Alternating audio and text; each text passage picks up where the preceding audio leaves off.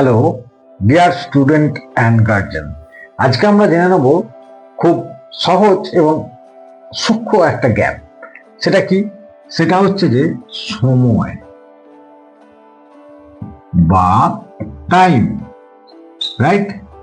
এই টাইম বা সময়ের জন্য কিভাবে টেন্সের পরিবর্তন হয়ে যায়। যেমন আমি বই পড়ছি, কি হবে তোমরা জানো।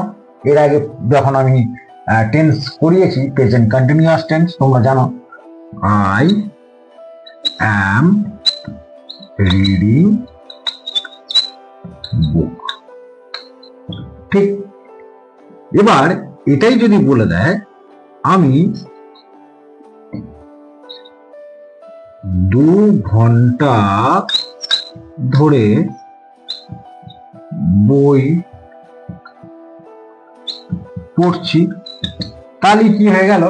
এটা কিন্তু প্রেজেন্ট কন্টিনিউয়াস তখন থাকলো না, তখন হয়ে গেল present perfect continuous. Present perfect continuous, আর এটা present continuous. Present perfect continuous, I have been reading book for 2 hours। তাহলে এই সময়ের জন্য দেখো কিরকম দুটো টেন্স ধরে গেল। ভালো থাকবেন সবাই, সুস্থ থাকবেন।